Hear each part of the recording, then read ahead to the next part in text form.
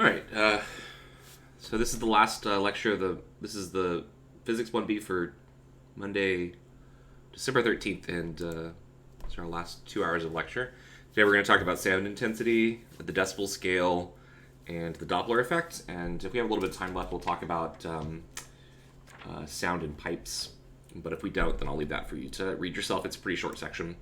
So let's get going. So we talked last week, probably maybe 2 weeks ago. Can't remember exactly what it was. We talked about sound intensity. I'm going to do a brief review of that if I can find my... oh,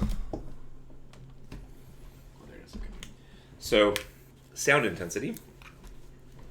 We said that the way that intensity works is we use the symbol I for it, and that it's equal to some type of a power divided by 4 pi times r squared.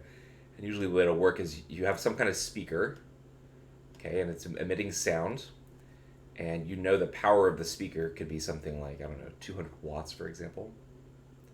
You go and buy a speaker from a store, it'll always say on the, when you're purchasing it, this is kind of what you're paying for, is the power of the speaker. So different speakers have different power ratings. Anyway, so P power, 200 watts. And the way that it works is that intensity falls off as 1 over r squared because the sound gets sent out and it kind of spreads out over the surface of a sphere. And the surface area of a sphere is 1 over 4 pi r squared. So that's how we do intensity. So the I stands for intensity. But there's another way to do this. And to give you a reason why we want a different way of defining intensity, if you look at this scale over here on the right, make it a little bigger so you can see it. We're going to introduce something called sound intensity level, which is measured in decibels. Decibels is something you're probably familiar with. You've probably heard that phrase before, I bet.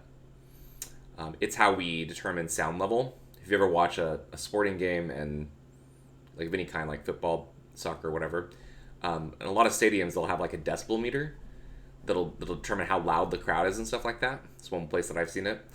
Sometimes when you purchase like certain stereo systems, the volume level will be measured in decibels.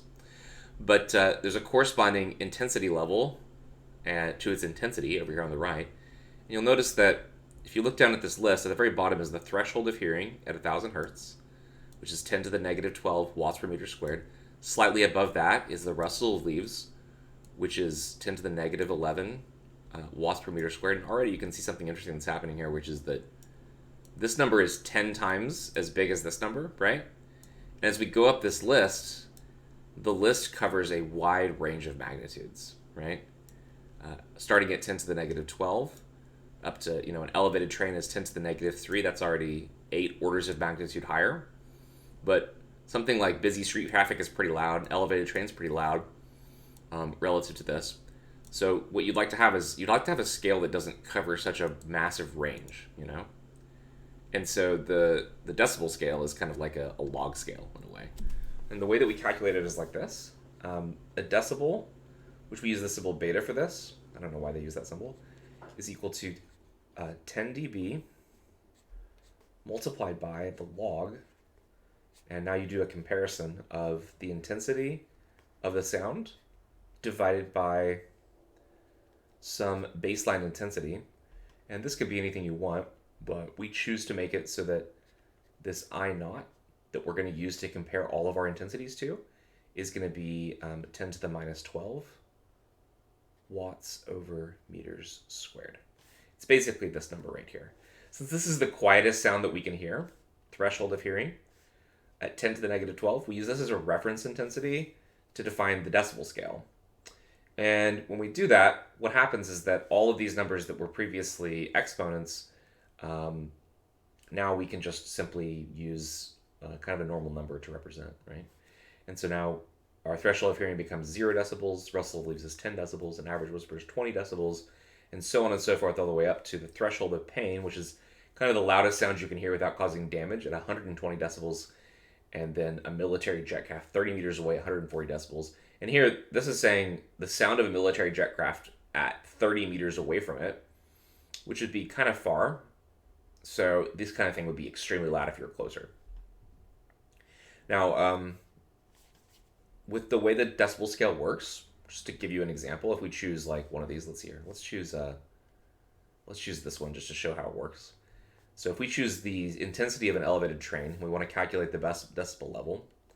We just do 10 dB, the log of, you plug in the intensity, which is 10 to the minus 3 in the numerator, and then you divide by, this is watts per meter squared, divide by this base intensity, 10 to the minus 12, and then you calculate what that is. And if you do, actually, this one's kind of easy to do. See, 10 to the negative 3 divided by 10 to the negative 12 is going to be 10 to the positive 9, right? And the log of 10 to the 9 is just 9. And you can plug that in your calculator, and you should get the same thing. So we end up getting 9 times 10 dB, which is 90, which should be what this one is here. And that's how it works. Pretty simple little log scale that you can use. Okay, does anyone have any questions before we do a problem?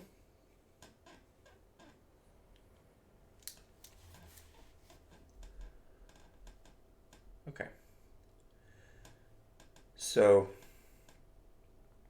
let's say that we have the following situation. I looked at the example problems in your book. I don't really like them very much. I don't think they're not very challenging, which is pretty par for the course of this textbook. Suppose we have this following situation. Say that you're working in a shop and there's a machine. And let's say that it's making noise. And this machine is producing a noise of, let's say, like 60 decibels. Okay. And so the question is, suppose that you're standing in between two machines, and each one of them is identical. So this machine is also producing sound at 60 decibels. And say that you position yourself at a point that's equidistant between the two of them. The question is going to be, what is going to be the sound intensity in decibels of two machines operating in tandem?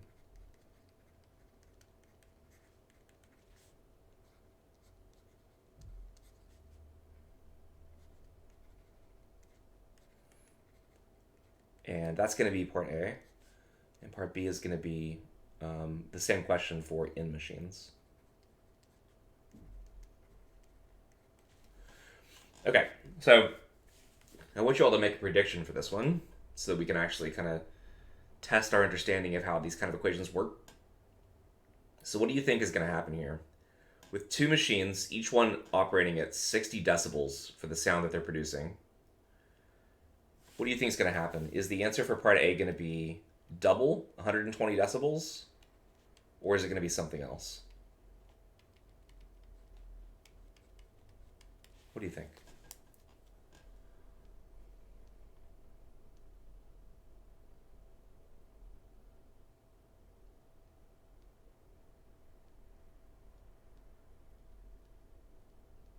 Think it may be double? Okay.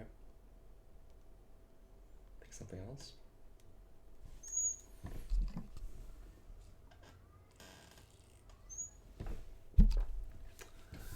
Okay, so let's look real quick on our scale over here.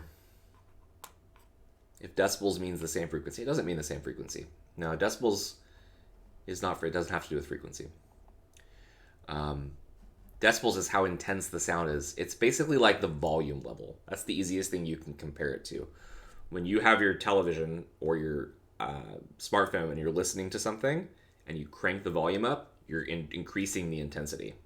That's what intensity is. I guess I could have started with that. Okay, so if that not necessarily the same frequency at all, but it could be. It wouldn't change the answer to the question. So now I want to look at something here. Okay, so this number I chose isn't actually on our list, right? But you can imagine that the sound of a machine could be somewhere between an automobile and an ordinary conversation. That means this machine isn't making a lot of noise. Maybe it's making about the same amount of noise as like a washing machine or something like that. But if we were to get double the intensity, 120 decibels, that jumps all the way up here to the threshold of pain. So I want you to imagine that you're sitting in what do they call those places? Where you go to wash your clothes, like a laundromat. Say you're at a laundromat and there's like 20 washing machines running, right? while those 20 machines running will sound a lot louder than one machine running, they probably aren't going to hurt your ears, right? They're probably not going to sound like a jet taking off, right? So your intuition should tell you that this number is a little bit absurd for just two machines, even though it seems like that's a good answer. So let's see why that's the case. So when we're trying to figure out the total intensity at this location, what we first have to do is to figure out the intensity that these machines are producing, and we have to add the intensities, and then we can calculate the new decibel level. That's the way you have to do problems like this. So first of all, let's figure out what's the intensity for one machine.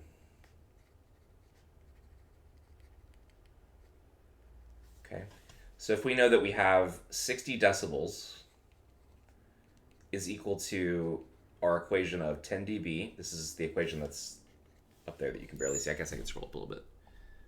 Oop, there we go. 60 decibels is 10 dB times the log of I over I naught, which is the 10 to the minus 12. Then we can solve this equation and solve for I for one machine. So if we do that, we're going to get what? So 60 divided by this will be 6 equals the log of this.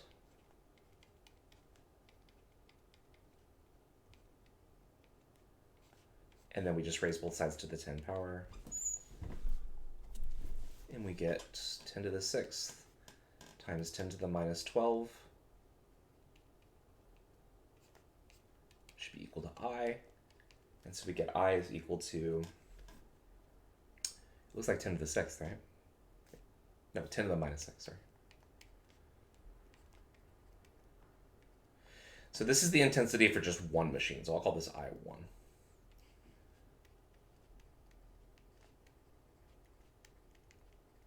Right? So two machines will have double the intensity. Intensities we can add because it's like it's an energy effectively. It's an energy per unit meter squared. So a rate of energy, but still nonetheless it's something that we can add like this. So two machines are going to have an intensity of 2 times 10 to the minus 6 watts per meter squared. So then we can find the decibel level for two machines by taking 10 dB times the log of that number that we just got there, I2, divided by our I naught. So this is going to be 10 log of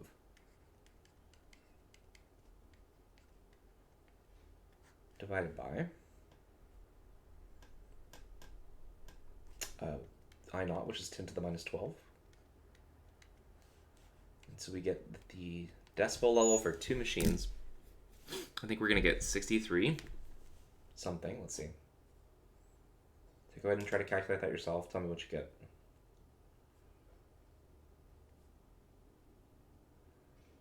When I write log here, I mean log base 10. I know like in some textbooks, just regular log is what we would normally use for natural log. Let's see, 10 to the minus 12 is 1 times 10 to the minus 12. Yep. Yeah, 63.01. That sounds right to me. That's also what I got. Okay. So two machines have increased the total intensity level by 3 decibels instead of doubling it, right? So instead of getting 120, we get 63. So it's a little bit louder, and that's kind of how the decibel scale works. It's twice as loud, if you think about it, right? Two machines are twice as loud, and we see that because the intensity is 2 times as large. But in terms of decibels, that's only 3 decibels on the decibel scale. Okay? Does that make sense? Anyone have any questions?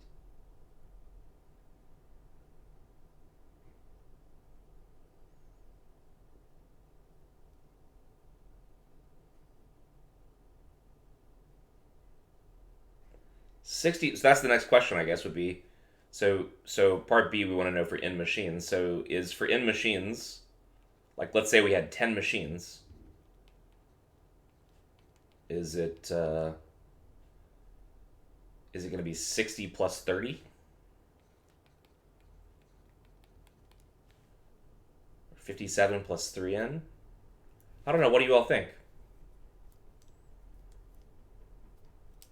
For in machines, is it going to be what Troy said? Is it going to be 60 plus 3n or 57 plus 3n? What do you all think?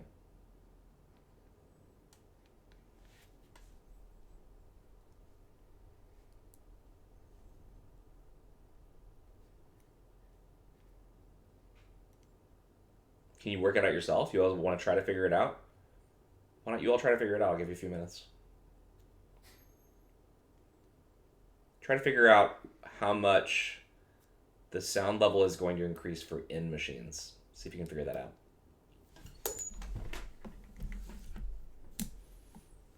And while you're doing that, I'm going to pull up a video that I intended to pull up for you all.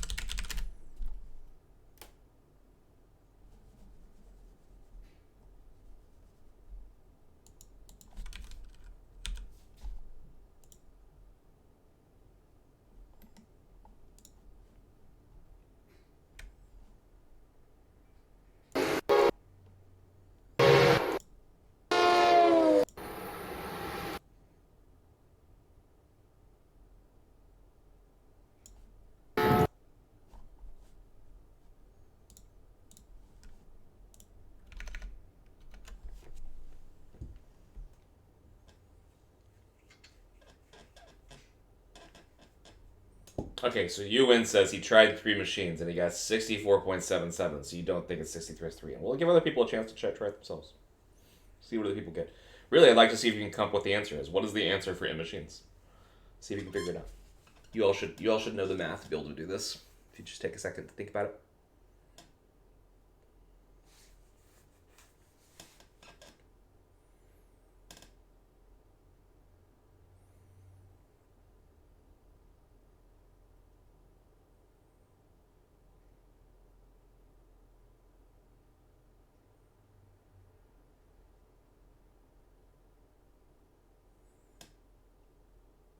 If you already got an answer, don't put it in the chat yet. Just let me give people some time, and then I'll ask for answers here in a minute or two.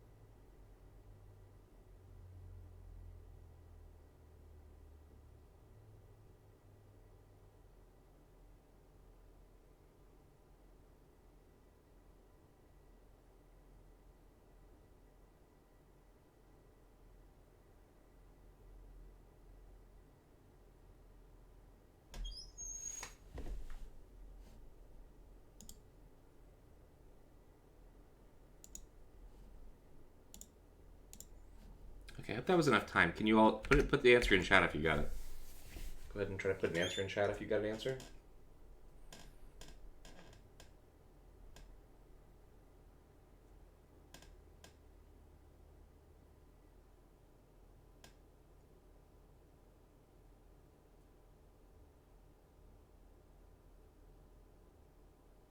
$60 plus 10 times the log of n.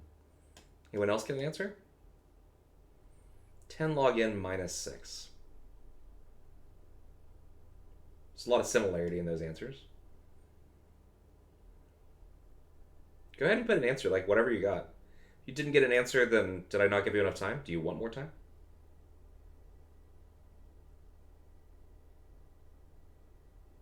Yeah, you can still simplify that, Richard.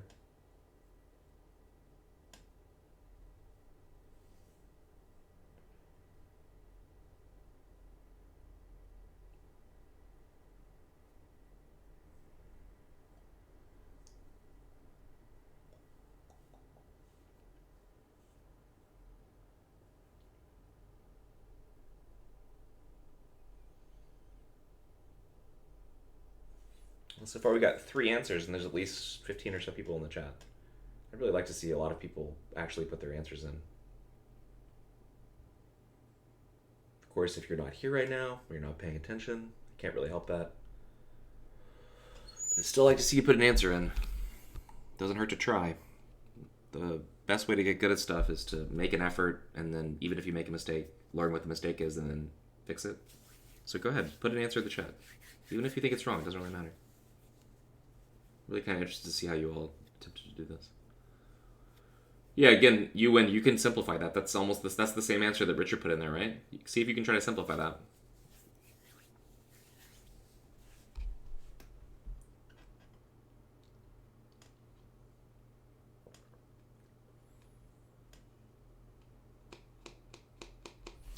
Okay, well, it looks like only like 4 or 5 people actually want to participate, so I'll just go ahead and solve this.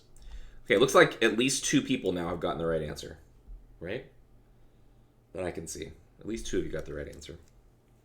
That's good. One more person's typing. I'm going to let him put an answer in there. Thank you for participating. Makes it feel like I'm not just talking to the internet. Okay, so let's try this. So looks like a lot of you are starting to figure out how you do this. So basically we have 10 dB log of, so our intensity was 10 to the minus 6 for one machine. We go back here, that was one machine. So if we have n machines, it's going to be n times 10 to the minus 6 divided by 10 to the negative 12, right? And then we just simplify this. This becomes 10 dB times the log of n times 10 to the minus 6 over 10 to the negative 12 is going to be 10 to the positive 6. And then we just use one of our log rules here. We know that the log of something times something else is the sum of the log of this time plus the log of this. So we get that beta is going to be equal to 10 dB times the log of n plus the log of 10 to the 6th. But 10 to the 6th is, the log of 10 to the 6th is just 6. 6 times 10. I guess I don't have to skip steps because I think sometimes that's confusing. So this is 6. So then we get that beta is going to be equal to, multiply this through, you're going to get 60 dB plus 10 dB times the log of n. So a few of you got that right. A few of you got the right answer, but then you just didn't do the last step, which is fine. Main thing is to point out that each additional thing that we add is going to add 10 log n. That's pretty much what happens in these kind of situations. Okay, so that's decibels. There's a couple examples in the book that you can look at. They're significantly easier than what we just did. So if you can understand what we just did here, then you shouldn't have any problem solving these kind of problems. Okay, anyone have any questions?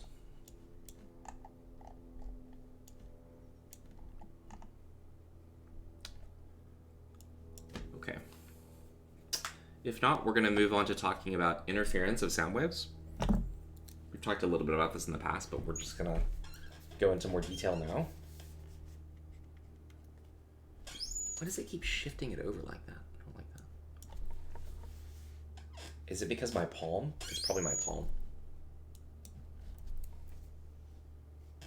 Yep. Okay.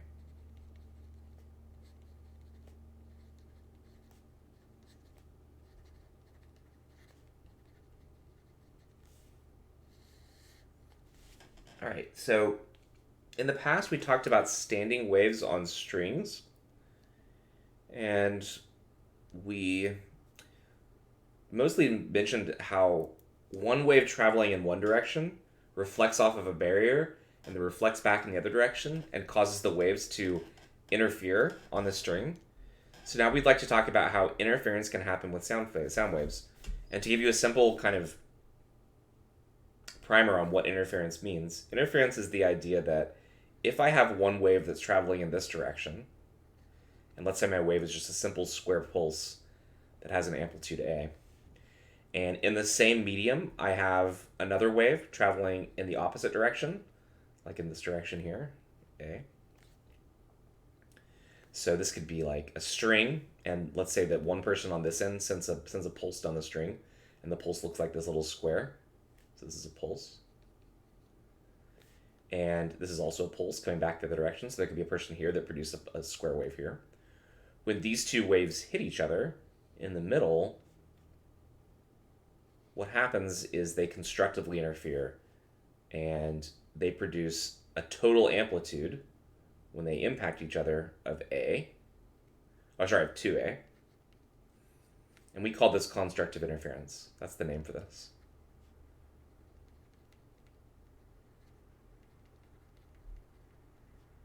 Donald, do you have a question? I see you typing. Okay. Oh yeah, you do. You heard that when NASA launches the rockets, the sound is too loud, so they dump a bunch of water nearby. Wouldn't that intensify the sound and increase the decibels? They dump a bunch of water nearby. What does that mean? I don't know much about that, and I mean, yeah, it's definitely the case that when NASA launches rockets, it's extremely loud. What do you mean that they dump a bunch? Was that a typo? Or is you saying they launch it in regions where there's a lot of water in the area?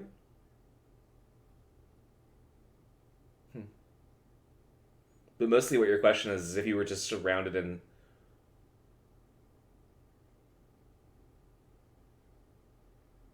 prevent the launching pad from melting. I mean, that would make sense.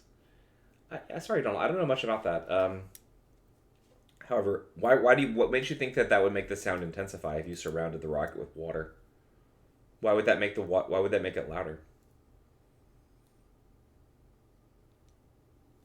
I mean, I'm just thinking about my own personal experience, but if you try to talk to someone normally, like through the air, you can hear them pretty well. If you try to talk to someone underwater, the sound is often very muted, and it doesn't sound nearly as loud. Maybe I'm wrong about that. Maybe I'm just thinking about it the wrong way.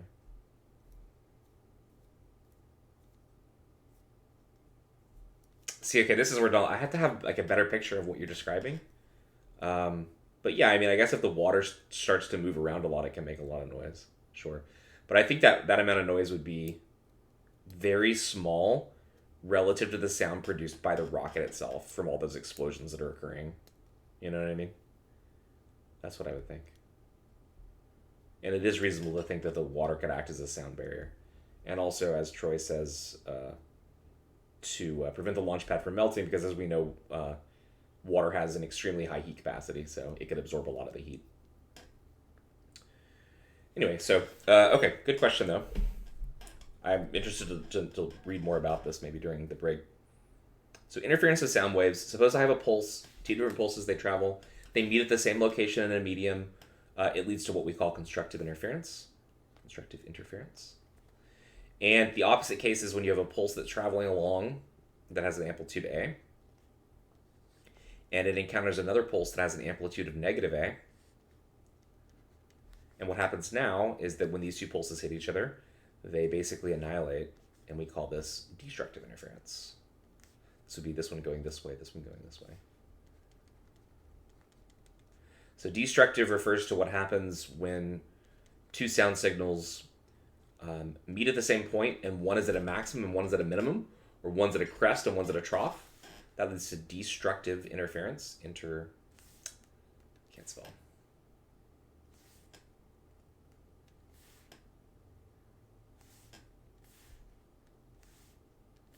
Interference. Okay, so if we want to imagine this with sound waves, I think personally it's kind of hard to visualize, and I don't really think I can draw it particularly well, but there's this, what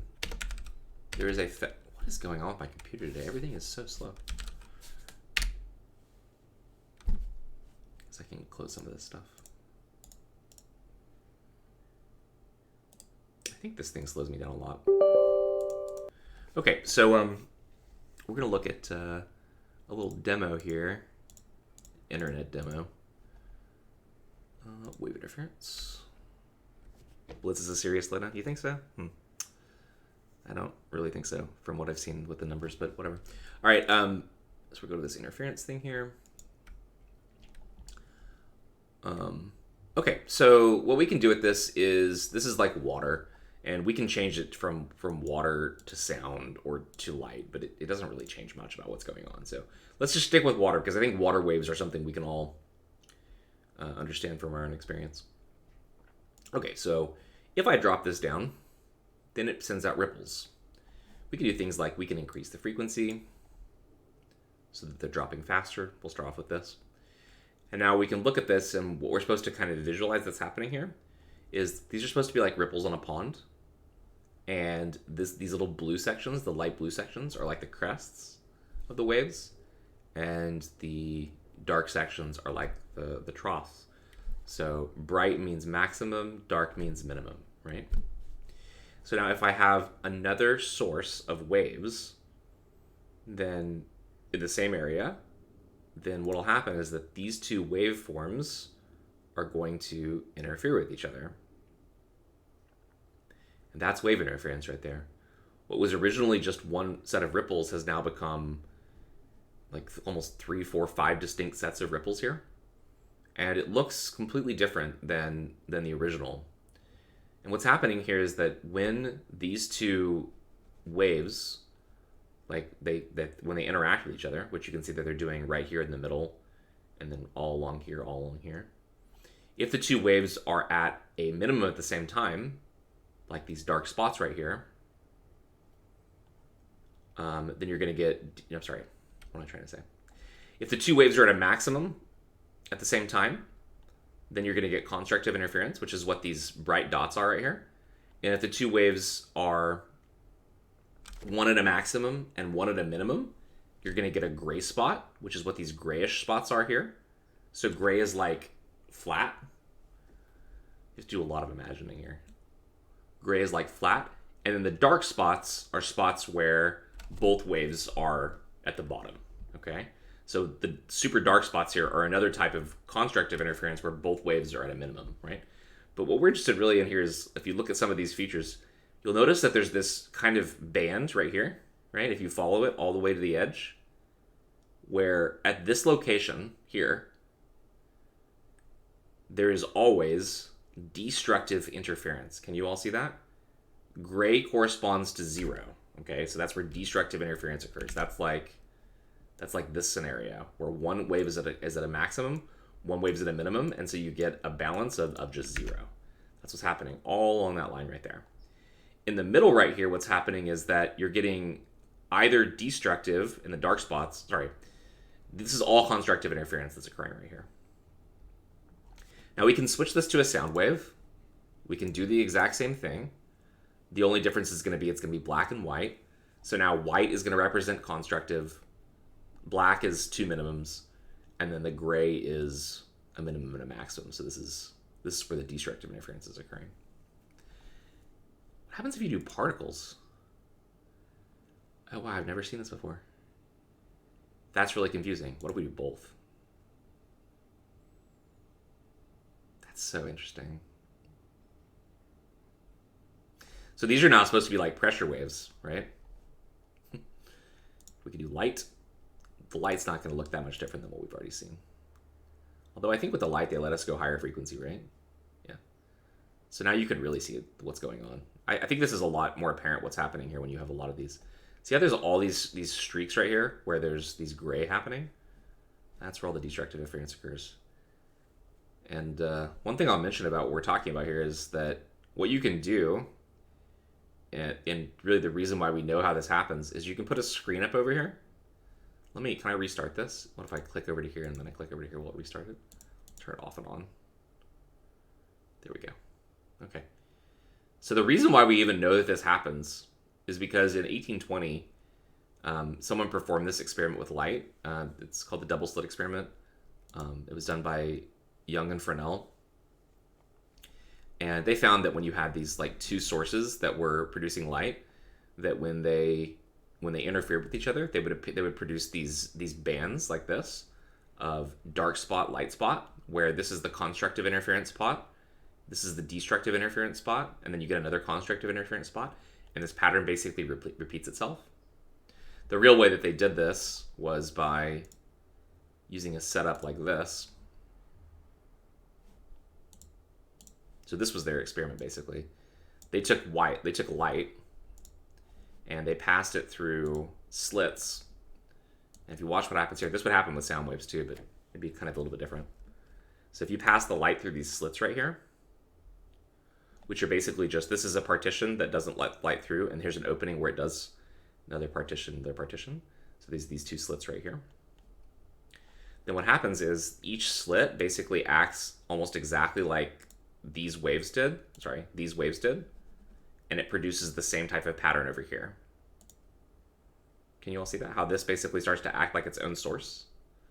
And then when you put the screen up at the end, where is it, screen? Then you get that same kind of pattern here. We call this a double slit interference pattern. And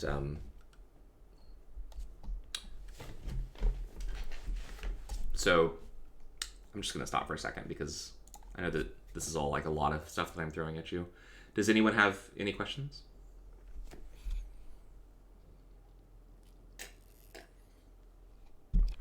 Oh. Y'all kind of understand what's happening here? You can always go to this website and play with it yourselves. You know, we can play with stuff like, we can change the frequency here, and it'll affect what we see.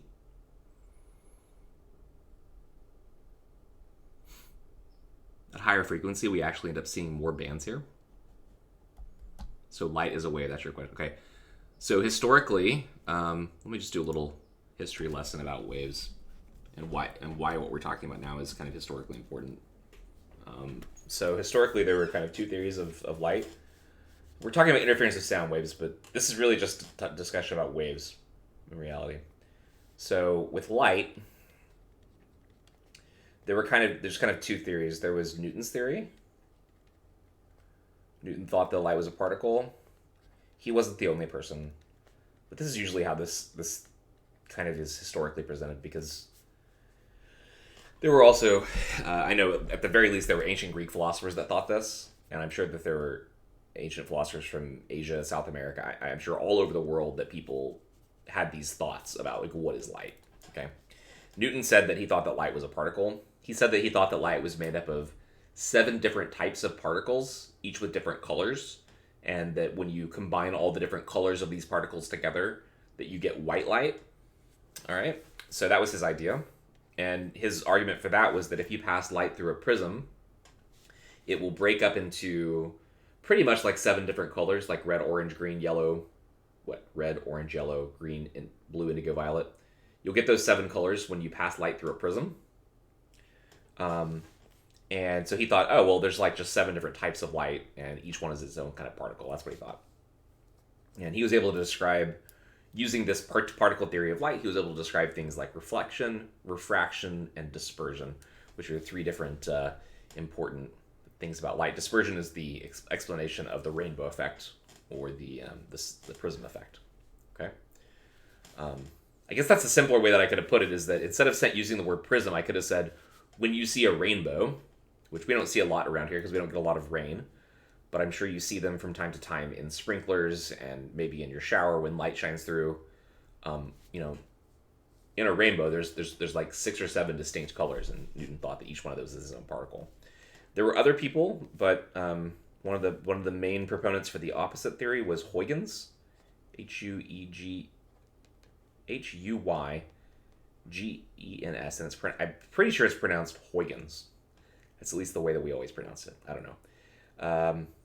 This was a Danish scientist, and he worked a lot with just wave theory in general, and he kind of showed that light is a wave.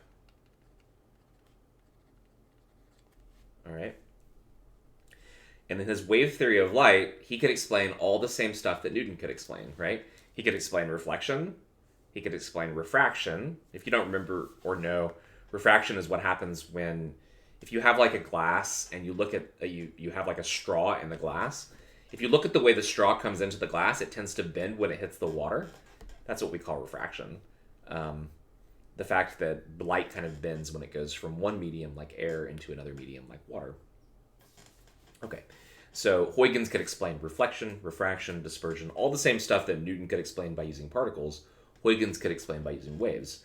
So what are you supposed to do when you have two different theories about the same thing, right? Light is something, right? Is it a particle? Is it a wave? Newton says one thing, Huygens says another thing, but both of them are able to show that with their theory, they can reproduce all of the experiments that have been produced up to that time, right? So what do you do then? How do you decide? What do you all think? How would you decide? Does it even matter? What do you think?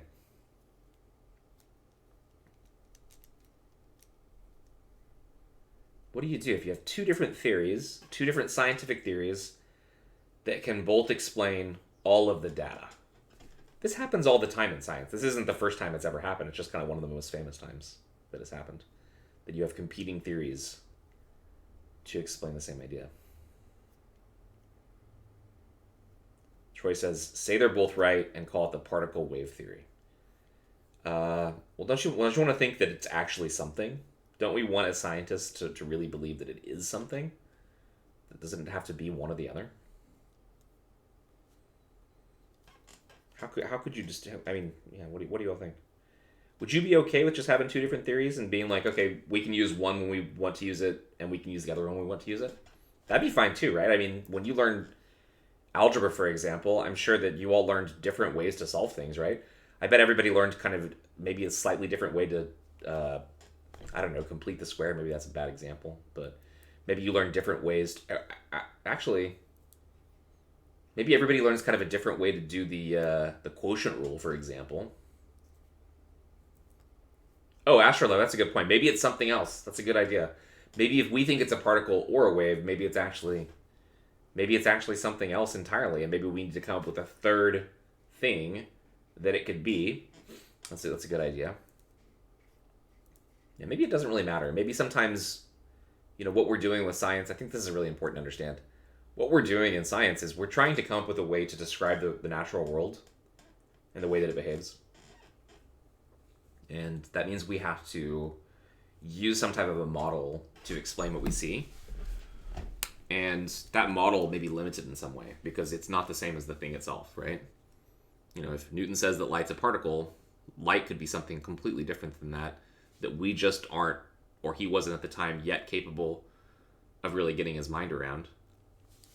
And that's okay because at the end of the day, we use science to, make our lives easier by producing, new gadgets and things. To also make our lives easier by detecting diseases and finding ways to cure people. So to some extent, maybe it doesn't matter that much, but I think for these two scientists, it mattered a lot, and for scientists of the era, it mattered a lot too. Okay, so what ends up happening is that in 1820, the double slit experiment is done.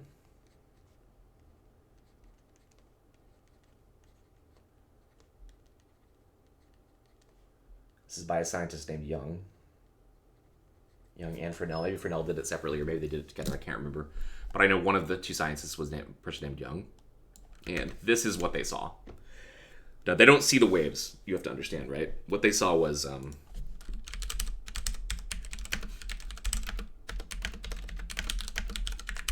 if you take Physics 1D, you're going to do this. And you will see stuff like this, basically. You're going to take a laser beam in Physics 1C, okay? And you're going to pass the laser beam through some slits, okay? The slits are going to be basically exactly like what we see here. It's going to be a little piece of plastic that's going to have two little dots that the light can pass through, all right? So it's much smaller than this. The distance between the dots is going to be a few microns, maybe a few millimeters, or maybe like a tenth of a millimeter, something like that. And you won't see these waves, but you will see when you pass the laser beam light through the gap that it will produce this pattern like this. And the way it'll look for you is it's going to look like this, basically. Right in the center, there's going to be a really bright central maximum, and there's going to be a dark spot, bright spot, dark spot, bright spot, dark spot, okay? So now, imagine that you're trying to answer the question, is light a wave or is it a particle? And now you have to explain this, right? Now your job is to explain this. Here's some other examples of what it can look like. These things look really neat. Sometimes there can be interference patterns inside the interference pattern, like this one here, these little tiny dots. I don't know if any of you have ever seen this before. I remember the first time that I saw this performed, I was very surprised. Here's another one. Bright spot, dark spot, bright spot, dark spot. So now suppose that you're coming up with a model and you want to describe what it is that you just saw, right? So Young and Fresnel, they perform this experiment, right? They set up light generator, they have this partition, they have these little slits, and you say, okay, now I want to explain what I just saw, okay? Now, if light was a particle, right? If light was a particle and not a wave, then what we would imagine is that back here, what the light generator is doing, if light's a particle, is it's shooting out little dots of light, right? Little pieces of light, little particles of light, right? And imagine that you're a particle of light right here, and you're moving along, and you encounter a barrier. Knowing what you know about particles, what is going to happen to that light particle? Particle's moving from here to here, it hits the barrier, what's going to happen to the particle?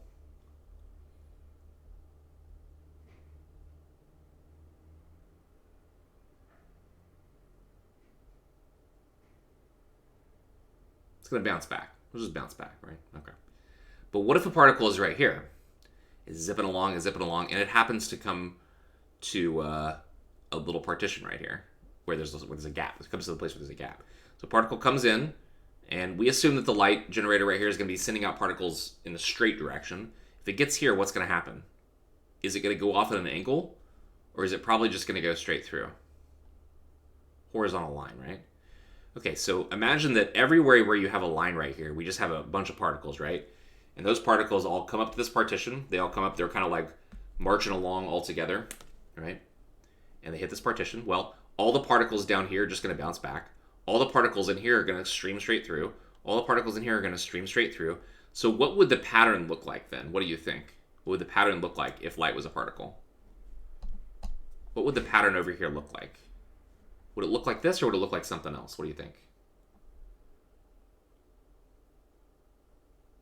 Two tiny beams of light, exactly. So instead of having an interference pattern, you would get one bright spot right here, you get one bright spot right here, and maybe, just maybe, some of the particles would hit this edge, right? This right on this edge, and maybe they'd be deflected off this way, and maybe some would be deflected a little bit off this way, but you know, not very many of them probably, right? They'd probably have to hit just exactly right on the corner, you know? And how many of them are actually going to do that, right? The vast majority of them are just going to stream through here, and there'll be a bright spot right here, directly across from this. They'll stream through here, there'll be a bright spot directly across from here from this, but the rest of it is just going to be dark, right? So how could you possibly explain all those little dots then, right? How could you, right? So from that perspective, the wave theory is way better, right? Because the wave theory can say, even if these waves come in a flat way, these little things right here are going to now act as a new source. This is how the wave theory works in Huygens theory, is that every time that there's a partition or something like that, there's a new source of a wave. So now there's a new source of a wave here and a new source of a wave here, and they're emanating out these ripples. And I hope after we've gone through the comparison with the particle, you understand why it is that waves can produce this pattern, but particles really can't. Does it make sense to you all now? Like why this interference thing can kind of rule out particles effectively? Does it make sense? Because particles don't have maxima and minima that can cancel out, and two maxima that can double up and give a constructive interference pattern, right? You can't have these places where the particles interfere, right? Destructive, constructive interference, it just can't happen. So what happened was, at that time, the prevailing theory was that as a result of this experiment, proved that light has to be a wave, and that Huygens was right. So this is basically proof. Does it make sense? Do you all understand? I know it's very difficult to kind of imagine this interference stuff happening, but can you at least see how a wave theory can explain it, but a particle theory has a really hard time explaining it? Okay. So are you convinced that light is a wave? Are you convinced now that light is a wave because we have this experiment? Because this is there's more to the story, of course, as someone had hinted to earlier. And how much time do we have left before we have to take a break? We have none. All right, we'll come back and we'll talk more about this. All right, let's take a break until 10:50. We'll come back and finish this up, and then we'll talk about the. Oh no! Wait! Hold up! No, this is a good time to take a break, regardless. That's fine. We go till. I get it kind of weird. Okay, 10:50 break. We'll come back and we'll talk about this. There is more to the story.